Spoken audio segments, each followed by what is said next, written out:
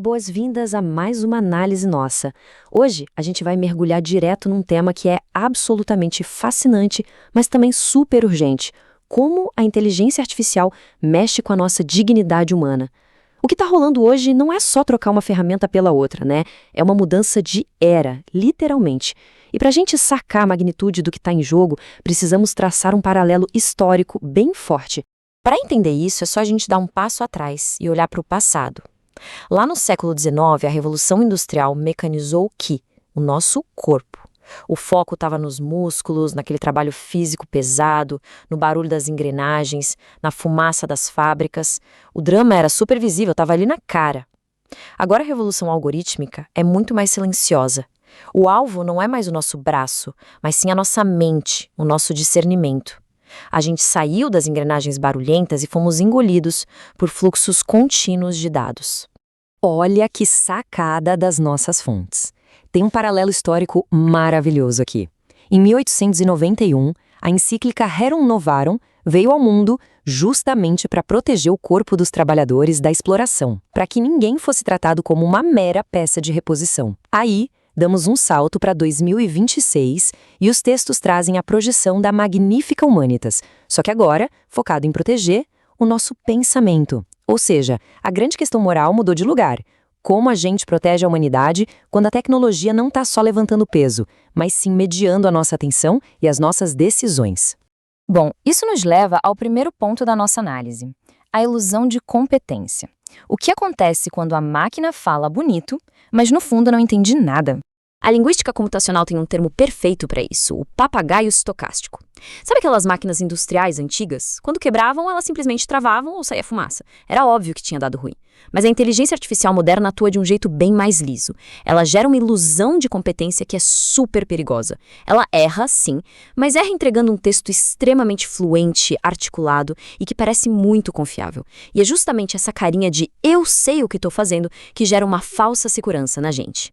E aí fica a pergunta: quem é que percebe quando a inteligência artificial dá uma escorregada? E pior, quem paga a conta do estrago? Quando a nossa sociedade começa a confiar de olhos fechados nessas respostas maravilhosamente escritas, sem dar aquela checada crítica, o risco deixa de ser só técnico e vira civilizacional. A gente pode acabar criando um verdadeiro cisne negro, um daqueles eventos raros e desastrosos, porque se ninguém revisa o que o algoritmo faz, o erro ganha uma escala absurda num piscar de olhos. O que nos puxa para o ponto 2, a atrofia cognitiva e a nossa dependência digital.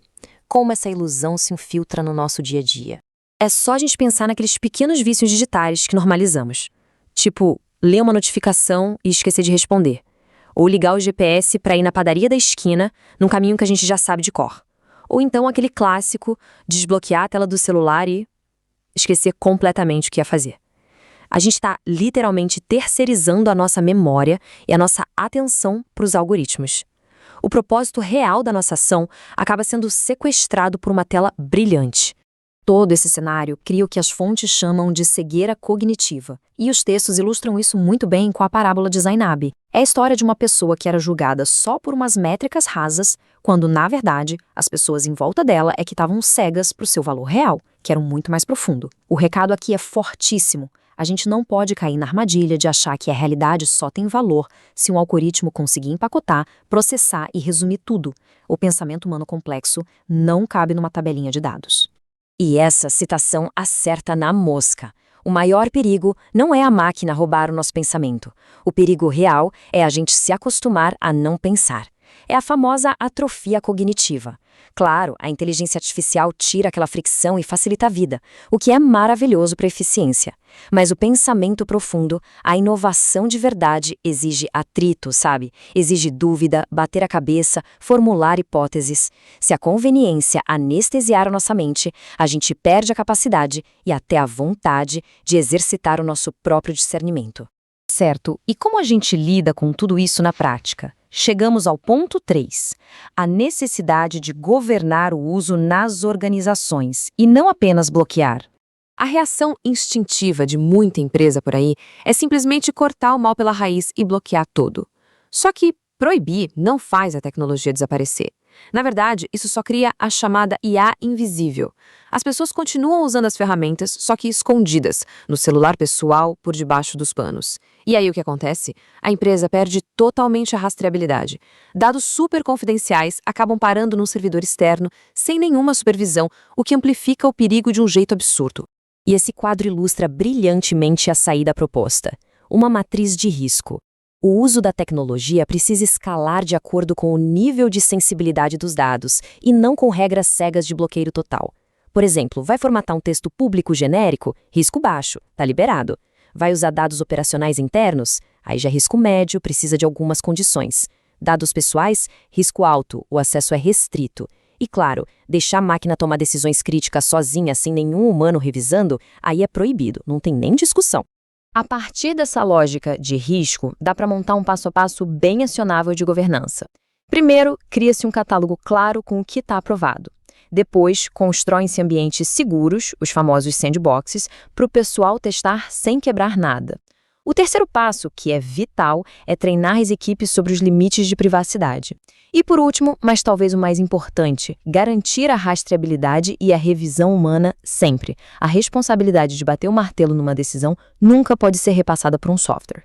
E com isso, chegamos ao nosso quarto e último ponto, o coração de toda essa reflexão, a preservação da dignidade humana. Vamos resgatar de novo aquele paralelo visual lá do início. No século XIX, o grande perigo era a exploração física bruta. Era o risco das pessoas serem tratadas como meras engrenagens operacionais, totalmente substituíveis. Hoje, no século XXI, a exploração tem outra cara. O grande perigo agora é uma redução informacional. É o risco gigantesco de tratarmos o ser humano como um mero ponto de dado num gráfico, uma métrica num painel, ou só mais um cluster de comportamento. E isso nos traz a lição de ouro que as nossas fontes reforçam. Toda vez que a gente expande o nosso poder com uma tecnologia nova, a nossa responsabilidade cresce na mesma proporção.